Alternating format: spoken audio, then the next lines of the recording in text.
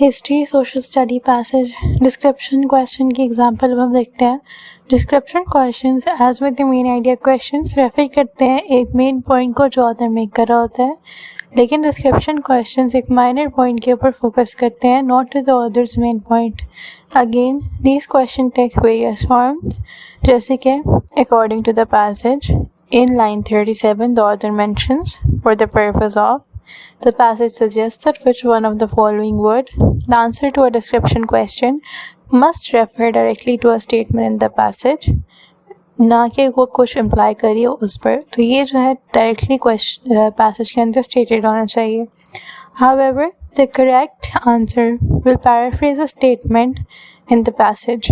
जो एक correct answer है वो किसी भी पैसेज की जो स्टेटमेंट है उसको पैराफ्रेज कर रहा होगा, not given exact quote. In fact exact quotes यानी कि सेम लैंग्वेज ट्रैप्स जो है वो ऑफन यूज़ होते हैं। सो आपको एक रॉन्ग आंसर सेलेक्ट करने के लिए, बेट करने के लिए, तो ऐसे हो सकता है कि कोई ऑप्शन एग्जाम्पल एग्जैक्ट पैसेज के वर्ड्स को रिपीट करिए तो वो पॉसिबली आपको डिस्ट्रैक्ट करने के लिए डाली गई है। ओके, सो नेक्स्ट जो हमें एक चीज़ इम्पोर्टेंट ध्यान में रखनी है कि when answering a description question you must find the point in the passage from which the question is drawn. Do not rely on your memory. Too many tactics are used with these questions, यानी कि आपको use करने के लिए बहुत सारी tactics ये होती हैं, तो आपने क्वेश्चन में जाके वो पॉइंट ढूंढना है जिसकी पैराफ्रेज ऑप्शन जो है आपके पास आंसर्स में अवेलेबल है। Not only the correct answer refer directly to a statement in the passage, it must refer to the relevant statement.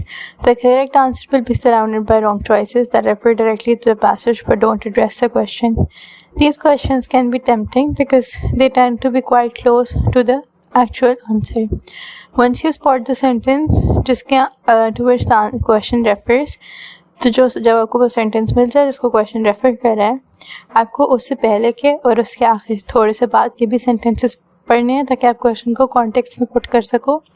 Read a few sentences before and after. Okay, so if a question refers to line 20 तो the information needed to answer it can occur anywhere from line 15 to 25. Even if you have spotted the answer in line 20 और आपको line 20 में अगर answer मिल भी रहा है तब भी आपने आगे पीछे के जो है couple of more sentences ज़रूर पढ़ने हैं। अब हम एग्जाम्पल लिखते हैं और ये हमारा पैसेज आपको स्क्रीन पे नज़र आ रहा है। पहले आपने पैसेज पढ़ना and then you have to answer the question. So हमने एग्जाम्पल देख ली। अब एग्जाम्पल क्वेश्चन है, according to the passage the inquisitorial system differs from the adversarial system in that. ठीक है, and then we have 4 choices. अब ये क्योंकि एक डिस्क्रिप्शन क्वेश्चन है, so the information needed to answer it must be stated in the passage, तो not in the same language. ठीक है, the needed information is contained in the middle of the second paragraph where there is a discussion the general sharing of investigative information, और हम वो paragraph पढ़ते हैं। Additionally, the public prosecutor has the duty to present to the court not only evidence that may lead to the conviction of the defendant, but also evidence that may lead to his exoneration.